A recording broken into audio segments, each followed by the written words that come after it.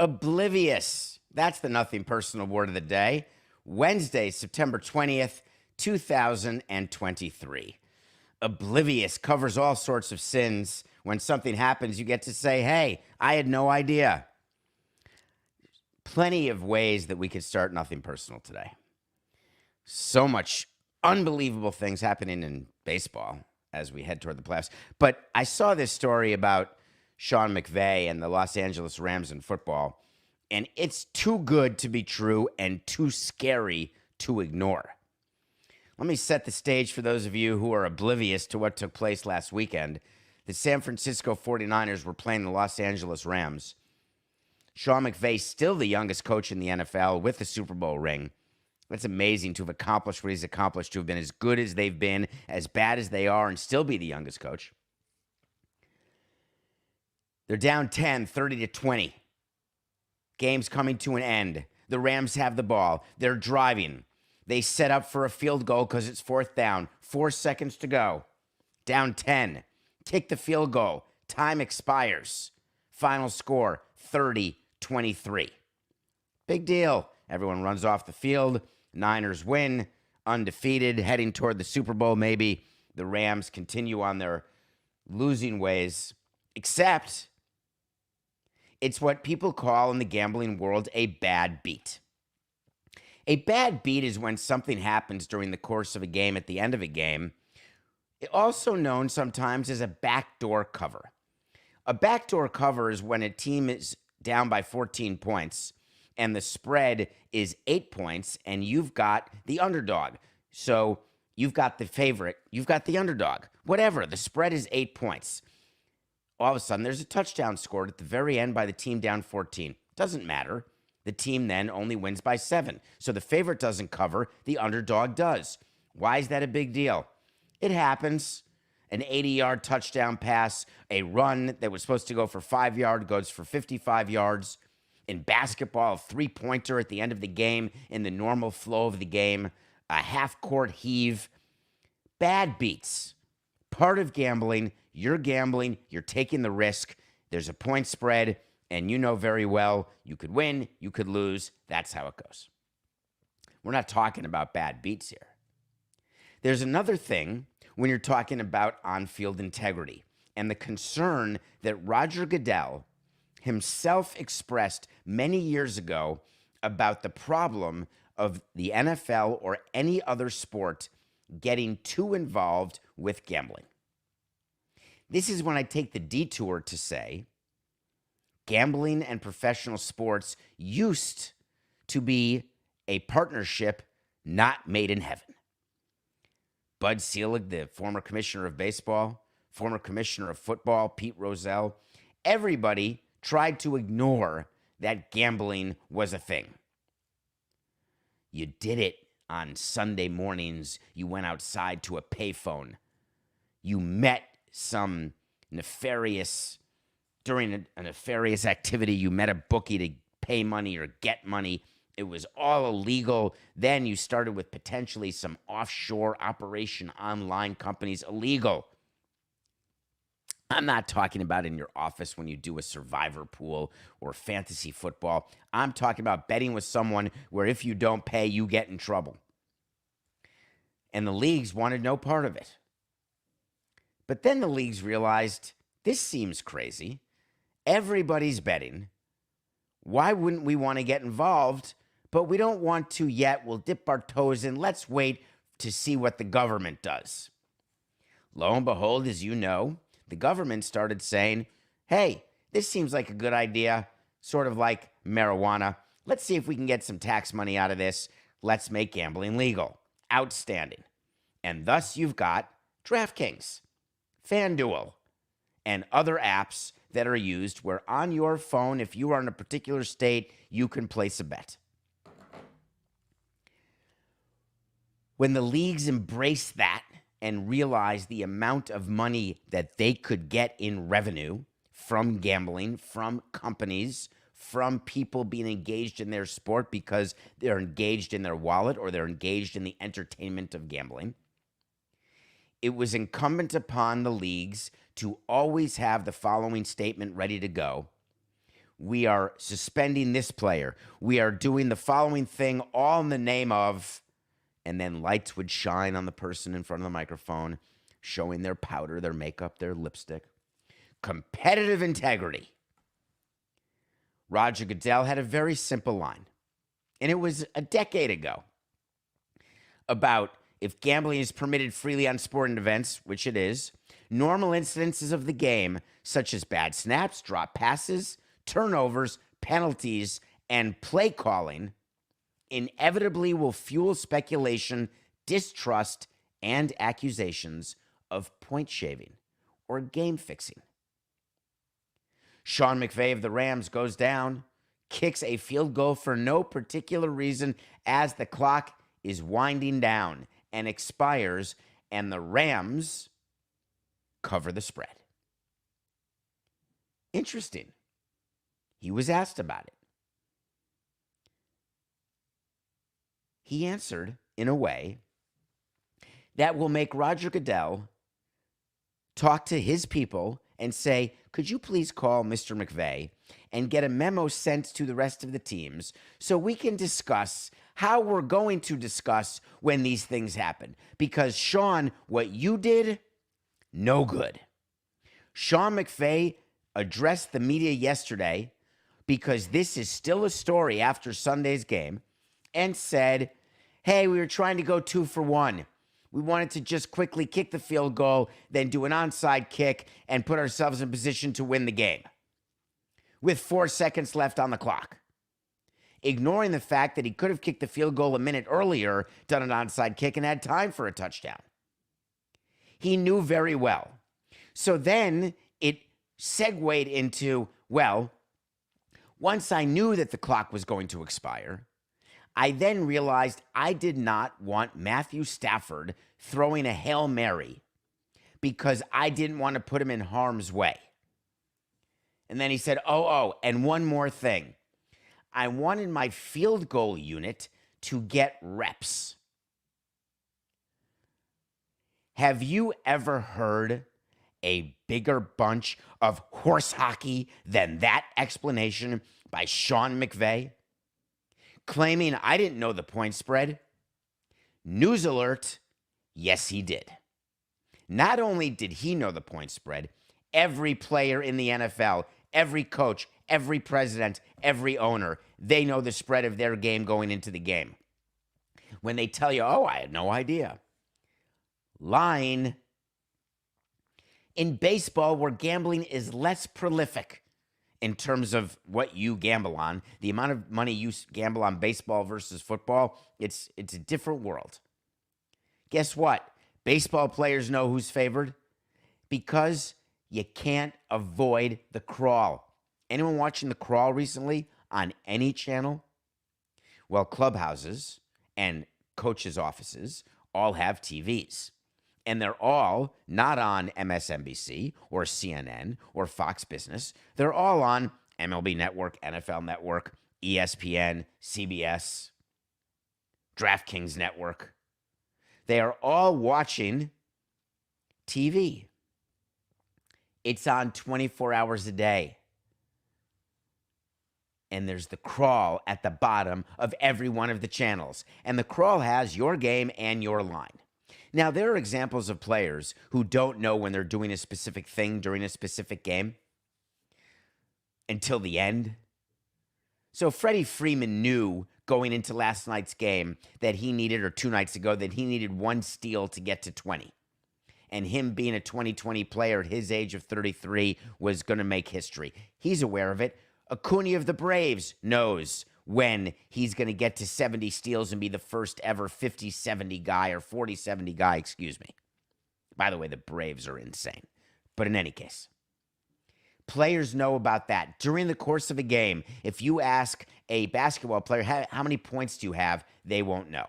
You ask a baseball player, how many hits do you have today? They know. Ask a baseball player, do you need anything for the cycle? They'll know. Ask a baseball player, hey, you've got 2 home runs. You need 1 more for 3 home runs. That's a team record. They would know they need 1 to get 3. They wouldn't know what the team record is. They'd be told. There is no scenario under which Sean McVay did not know the spread of that game. Football, it is incumbent upon you, Roger Goodell, and the rest of the NFL owners and management and everyone in the commissioner's office to arm coaches with better explanations of why things are done. Because is it possible McVay wanted to get his Rams to cover the spread? Yes. Is it possible that he had no money involved? 100% yes. I'm not saying he bet on the game, bet on himself and needed to make sure he covered. I'm not saying that at all. I'm saying it looks bad. And when something looks bad enough times, it eventually is bad because perception is reality. And the perception is what everybody's trying to avoid. The perception of impropriety, the perception of the loss of integrity of the on-field product. We want to, as a sports industry, embrace gambling. We want to work with the gambling companies. We want to give the people what they want, the kinks, because that's how we make more money. They, dollar fine, Coca. So my conclusion about this topic is not that I'm upset that Sean McVay decided to kick a field goal. Not that I'm upset that he did or did not give the worst explanation possible. And that it's beyond credibility what he was trying to say. What I'm upset about is that leagues, teams, presidents didn't see this situation coming and arm the people who speak to the media with better talking points, better explanations than we wanted to get our field goal team some reps.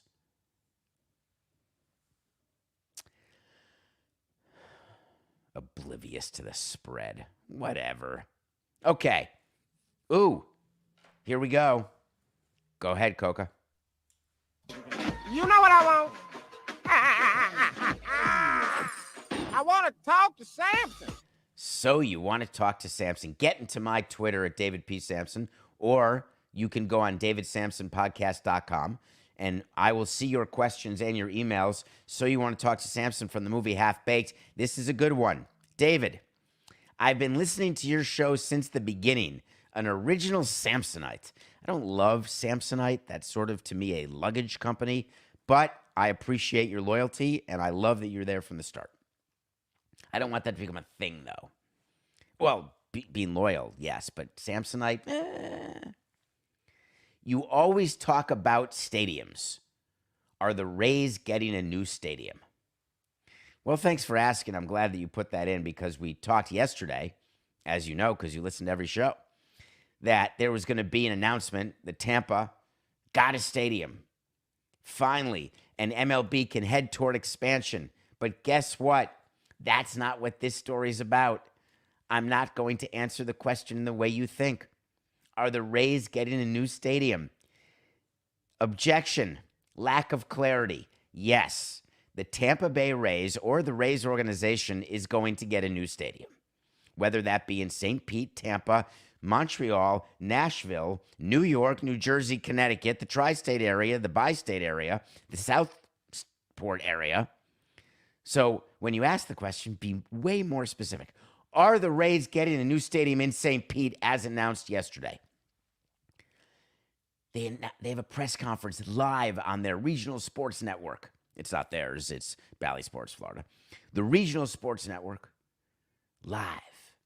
Big announcement. The mayor, Stu Sternberg, the owner of the Rays. The co-president, Matt Silverman, great. Brian Auld, president, co-president, whatever their titles are. They stand up there and they say some of the strangest things I've ever heard at a stadium press conference. Here's how it's supposed to go when you are announcing your new stadium after 16 years.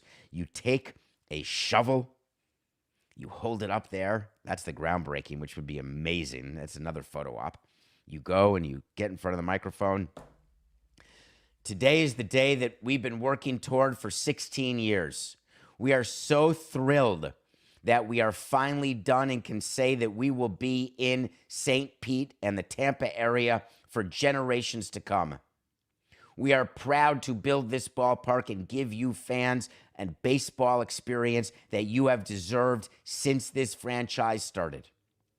We have worked our tuchuses off to be in the playoffs 5 straight years, to give you a winning opportunity even with the limited resources we have, because we understand why we couldn't charge more for tickets. We understand why more of you didn't go to games, because we were in an older facility without the proper in-stadium experience.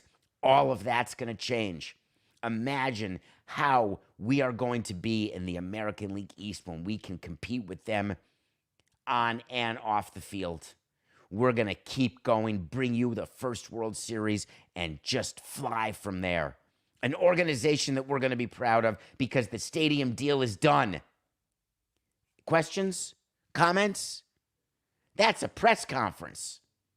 Nope, it's not what happened yesterday. Are you aware that there's still votes that have to be taken by politicians in the county and the city? The county of Pinellas County, the city of St. Petersburg? The Tampa Bay Rays suffer from premature exuberance. The deal's not done. It was so hard for us to get the votes in Miami that we needed to get the public financing part of the project done. You don't announce a done deal until you know not that you have the votes, that the vote's done and you got the votes. But wait, this may be about leverage. Maybe by announcing this deal alongside the mayor before the vote's taken, the local politicians will say, oh, heavens, am I nervous? I can't go against this press conference. I've got to vote for the public subsidy. Doesn't work that way. Those local politicians, those people on the city councils and commissions, they could care less about a press conference. As a matter of fact, they may be further emboldened to go against the stadium project because they get to say to the mayor and to the big bad billionaire owner, look at you. They get to say to their constituents, hey, look at me. I took care of those big bad guys. You got to count your votes. It took me years to count votes to figure out what is going to happen to get the deal done. Instead, the president of the Rays said basically, hey, we're counting on the mayor to get this vote done. And the mayor's there smiling, yeah, I'll get this done. Very bizarre. And why are the Rays doing a stadium in St. Pete? I don't know if you remember this, but the Rays were a team. And remember, I love the Rays organization. Jealous of the Rays organization. Not in terms of how they went about getting their stadium. I'm talking about on the field and the people they have. Just first class all the way. You got to be careful when you give interviews along the way when you're trying to get a stadium. And it's hard because you say things that you want back. When they were doing the two-city solution in Montreal and Tampa, it was, this is the only way to move forward. Well, clearly that's not the case. Comments were made by the team president. We would have no interest in any sort of development. We just want a stadium. Well, that ended up not being the case. As you would imagine, the deal in St. Pete is for development. It's a real estate play. It's going to be a multi-year, over a decade, development project where they're going to have hotels, they're going to have condos, they're going to have affordable housing. They're moving a community museum into that development. Believe me, I know how that deal came together. All of it is done, including the smallest stadium in Major League Baseball history. I don't want to say history of all the new stadia, a 30,000-seat stadium with a special kind of roof that will allow you to engage with the open air, and it's got this and that. I'm in on all of it, but it's not done. The president himself talked about the major commitment. They're putting $700 million into the project. They tried to explain away why they like St. Pete now when they've been saying no to St. Pete for a decade. saying it's a brand new city, all the amazing things going on, telling you that attendance is going to go up because we'll have a better ballpark surrounded by a world-class destination. All of those talking points are all fine. Comfort comes first. That's why we're going to have a roof. I'm in. We want our fans to be comfortable. I like it. Our goal to be the best ballpark in America. Hell yeah. I like it. Operable walls. Did it. Love it. In. 30,000 seats. Fine. No problem. Major League Baseball's here to stay, the owners said. Great. Love it. Except the actual final quote was, hopefully this happens. All of that excitement got ruined by a word, HOPEFULLY, because they haven't had the vote yet. That's insane. So if you're asking me, are the Rays getting a new stadium? Yeah. Is it a done deal? No. Very strange. These are strange days indeed. All right, let's take a break, Coco. We come back, I'm going to review a movie and talk about the concept of the movie that many of you probably haven't seen, but it made me smile. And then we're going to give you an update on the Mel Tucker situation on a far more serious note on what's going on in Michigan State. We'll be right back.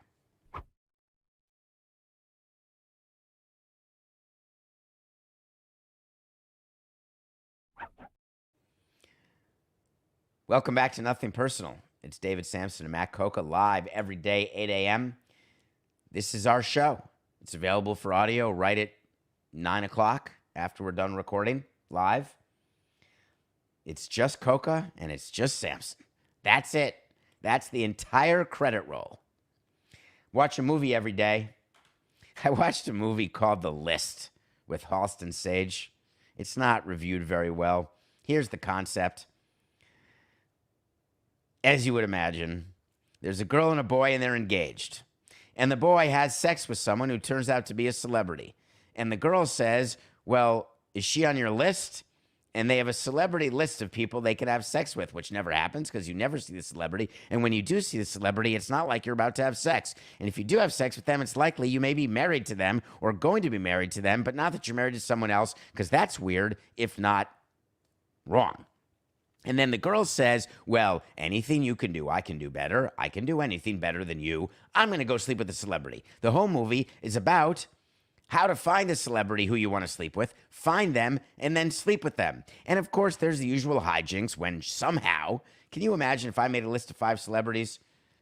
Madonna, Bridget Fonda, and I go ahead and say, all right, I get the hall pass. They're the list. And then in the next 2 weeks, I run into each of them and engage with them and have an opportunity to sleep with all of them. I was the president of a team for 18 years. You'd think that maybe I traveled in circles where a list like that could have been possible. I'm here to tell you, those lists, while they exist, very, very difficult to follow through on. It's not like you can call someone and say, excuse me, any chance that I could see Madonna? So the concept of this movie was a little bizarre to me, in that we can do better. And I love the fact that it's original. Not really. I love the fact that it entertained me. It did. I love the fact that it's not a sequel. It's not a sequel to Hall Pass, so it's not. But for an hour and a half of your time, I'm going to probably tell you to pass, and I'll give you one bit of marital advice, and the irony is not lost on me that I'm doing this. That whole hall pass list thing, it's not actually true. If you go back to your significant other and say you wouldn't believe who I met at the bar, it's not going to be okay. Just throwing it out there in case it sticks with any of the listeners. That's the list. Now, very, very strange to transition from the list to what happened to Mel Tucker. Because now I have to be serious, and I'm going to be serious because this is serious. There's a lot of money at stake. Mel Tucker is the coach at Michigan State. We touched on Mel Tucker on a previous show because he was suspended for not just an inappropriate relationship with someone, but remember, it was the woman who was hired to come on to campus. She is one of the leading advocates of anti-sexual assault on college campuses, travels around talking to teams how to not do or avoid sexual assault, how wrong it is. Mel Tucker, the coach of Michigan State, had an affair with her that he said was consensual, and she's saying, not consensual, you assaulted me. You forced yourself upon me and did inappropriate things. Michigan State underwent an investigation, and we told you that while the investigation was pending, they were going to temporarily suspend him, and then they ended up terminating him. Then they sent him that letter. Michigan State sent Mel Tucker a letter saying, we intend to terminate you for cause. We owe you $79 million. We don't want to pay you $79 million. We want to fire you and move on. It's not like SMU, where they join the ACC, they get an extra $100 million of booster donations, and they are flush with cash. If Michigan State had been able to raise the money from its boosters to pay off Mel Tucker, they'd just pay him off, and that'd be the end of him. But Michigan State has decided, in the post-Larry Nassar world, that it is better for us not to pay him off and to fight with him because we want to show that we've changed, that we are a more sensitive school when it comes to protecting people from abuse, whether they work for us or not. So we're going to terminate Mel Tucker for cause. The athletic director sent a 5-page letter outlining all the things that he did and all the reasons why he's being terminated for cause. The old moral turpitude clause, don't violate that. Don't sign a contract that has that, by the way. Basically saying that all of Mel Tucker's conduct, he acted unprofessionally and unethically, and he was obligated to act both professionally and ethically. Alleging that it is unprofessional and unethical to flirt, make sexual comments, and masturbate while on the phone with a university vendor. Not sure why they needed while on the phone with a university vendor.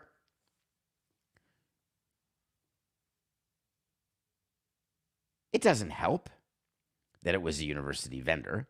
I don't love calling Ms. Tracy a university vendor. None of this is happening if Mel Tucker had an affair with Tracy, left his wife, and they lived happily ever after. That's not termination for cause. Even at a Mormon university or a religious Catholic university, whatever university, yeshiva, I don't care, doesn't matter the religion.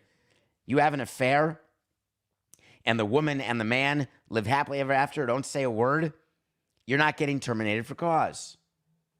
You have an affair that doesn't work, you're not getting terminated for cause. You have a relationship with the vendor, the one who supplies water bottles to the campus, and she's not upset, he's not upset, they're not upset, you're not being terminated for cause. It may not be ethical. It may fill the world with immorality. That said, you're not getting terminated for cause. The entire issue here is the allegation of sexual misconduct. That's the issue that Mel Tucker is facing. That he engaged in sexual misconduct with, people are saying, with the one person you shouldn't do it with because she's the face of sexual misconduct. No, it's not that. Anybody should not be the subject of sexual misconduct. Doesn't matter that it was Tracy, Brenda Tracy, or anybody. It could be finger cuffs from chasing Amy, and you're not allowed to have sexual or commit sexual misconduct against this person. But Michigan State has to stick to their best chance to terminate him for cause. So they say your conduct, engaging in sexual extramarital behavior with a university vendor, rises to the level of a material breach of your contract. There is no judge in the country that's going to give them that on its own. Mel Tucker had 7 days to respond to the allegations. He took a day, and he responded publicly to ESPN. A quick note to those helping Mel Tucker. Please stop giving statements directly to media outlets. Please engage with Michigan State and its attorneys directly, professionally, with memorandum. Please ask not to litigate this in the court of public opinion. Please ask for a gag order so that neither side can disclose anything about the negotiations. It's not helping your case. Unless you're trying to win a PR case, which you can't win, you're trying to save some of your $79 million. Releasing statements to a media outlet is not how to do it. But I digress. So Tucker released this statement, and he said, let's be clear. I don't believe Michigan State plans to fire me because I admitted to an entirely consensual private relationship with another adult who gave one presentation at MSU at my request over 2 years ago. That's true because that's not in the contract. I don't know why you want to put that in your statement, because I agree with you. That's not why they're firing you. They said in their letter why they're firing you. They gave you the clauses that you purportedly violated. That's why they're firing you for cause. Your contract, Mr. Tucker, talks about what termination for cause is. And the letter from the AD, highly lawyered letter, went through each of those provisions. Your response is that, let's be clear, they're not firing me because of that affair? Okay, let's keep going. MSU knew about the information on which it supposedly relies to end my contract since March of 2023. So, what Mel Tucker is arguing through a statement to the media is that there's a statute of limitations and that once you discover behavior, then you've got to act on that behavior that you discovered. And if you don't act for 4 months, 5 months, 6 months, you've lost the opportunity. That's also not how termination for cause works. So far, Mel happens to be for dose. Let's see what else. What do we have here? Only after Ms. Tracy and potentially others leaked the confidential investigation report to the press did Michigan State suddenly decide the same information that they had since March 23 warranted termination. Now we're getting somewhere. Maybe. What he's saying is the only reason he got fired is that there was a leak to the press. Whether it was done by Tracy or by MSU or by the board, it doesn't matter. There was a leak to the press, and then the press brought this to the forefront, and then there was so much pressure to bear that MSU had to fire Tucker. Let's see if that sounds familiar. Northwestern, anybody? Here's the problem with that argument. That's also not termination for cause. And that is not what Michigan State is relying on, nor is it a defense to termination for cause. Hey, they could have terminated me for cause in March, but not in September. Nope, not good enough. Michigan State sent its notice of intent to terminate just days after I emailed Michigan State Athletic Director requesting a medical leave under the Family and Medical Leave Act for a serious health condition. I can only conclude that Michigan State does not care about my rights, the truth, or its future liability for policing its employers' private lives. I don't know that I agree or disagree with that statement, other than to tell you, sorry, Mr. Tucker, that's not going to help in the termination for cause situation that you find yourself in. Is there an issue if you submitted a desire to take a leave under the Family Medical Leave Act, and I have no idea what the issue is? If he is seriously sick, I'm very sorry. I don't want anyone to be sick. If he is anxious, mental, whatever the case is, that is serious when people want leave from the Family and Medical Leave Act.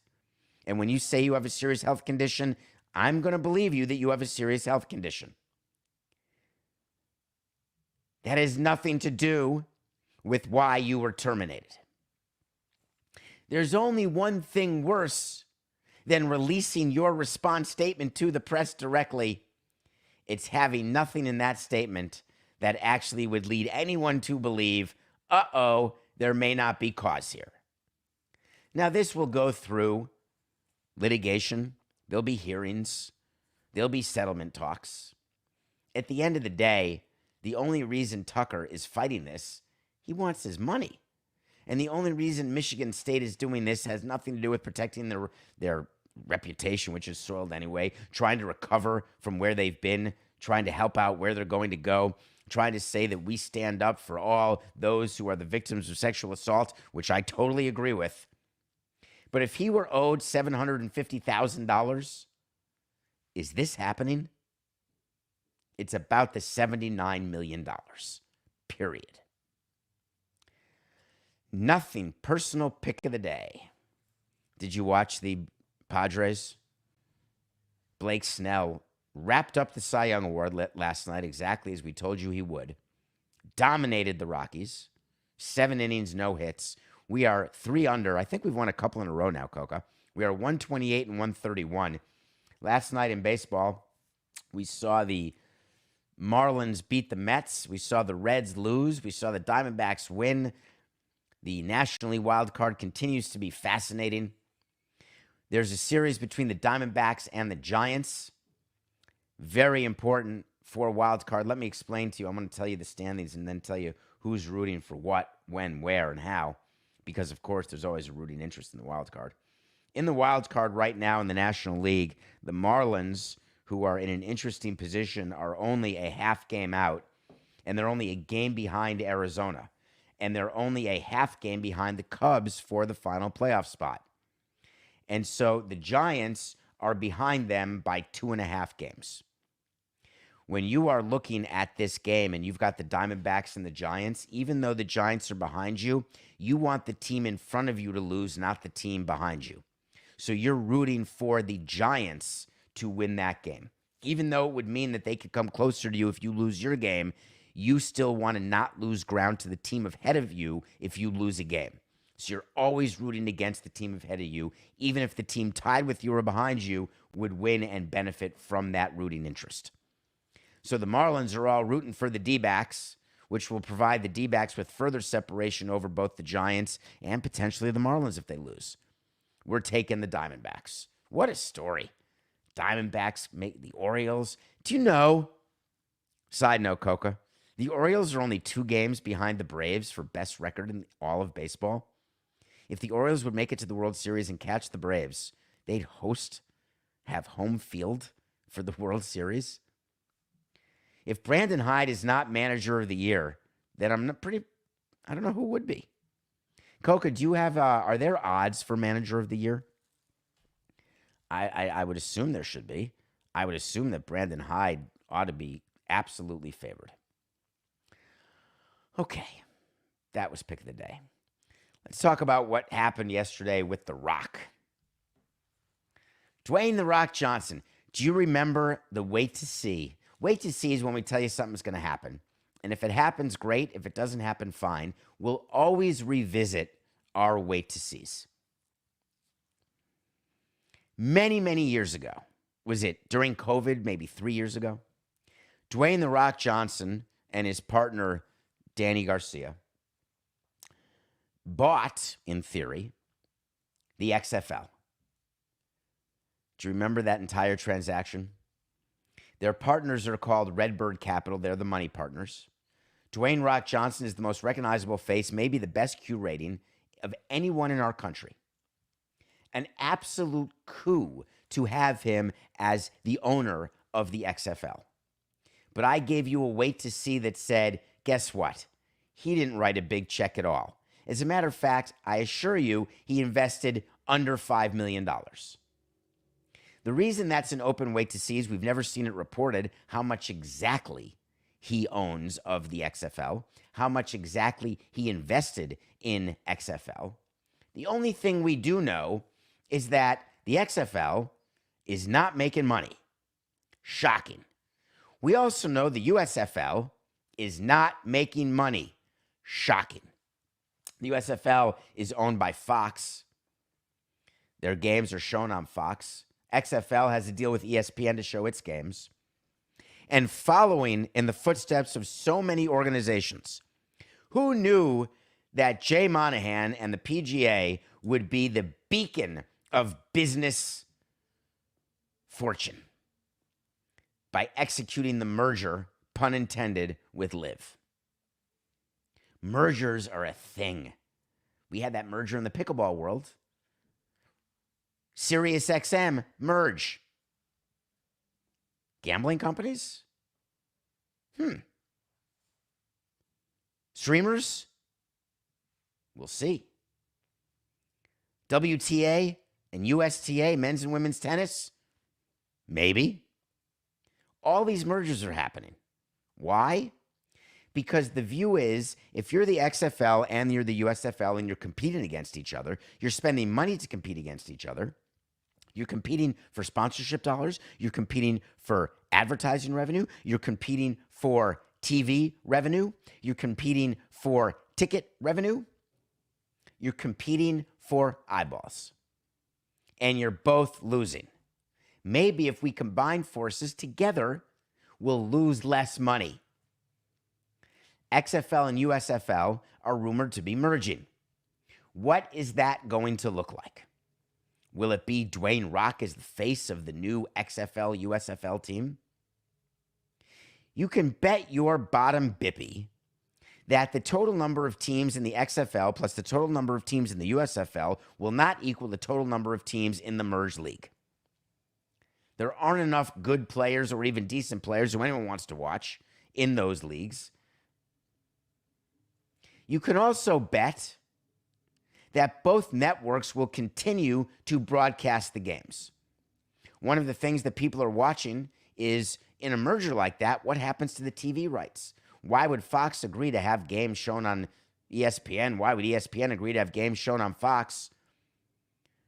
Because part of the merger will guarantee that games will be shown on both networks the same way the NFL is shown on multiple networks. And you've got rules in place where you promote games on other networks. When you're watching CBS NFL games, they don't shy away from saying this game on Fox later today. It's part of what they do. TNT advertises when there's an ESPN basketball game. It is in everyone's best interest for everyone to know where the content is on, what platform, what time, because a rising tide lifts all boats. So this merger fascinated me because do they think that together one league will do what both leagues have never been able to do? What about this merger tells you that they're going to be a viable spring alternative where people are going to embrace it in a way they've never embraced this type of football before? Cutting the number of teams, the number of players, improving the quality of the game, coming up with crazier and crazier kickoff rules and rules that'll make people want to watch. At the end of the day, the gimmicks are fine. Everyone liked a wide world of sports once in a while. But at the end of the day, people are looking for quality. They're looking for intrigue. They're looking to gamble. They're looking to think that they've got an edge while gambling, to have an understanding. They're looking to play fantasy. People love The Rock. I love the idea of having The Rock as the face of the newly merged league. But it doesn't actually drive business the way one would think. Do you think anyone cared when Serena and Venus Williams owned a little bit of the Miami Dolphins and they'd walk up and down the red carpet as though it's some sort of Lakers celebrity match? No one actually cares about that stuff.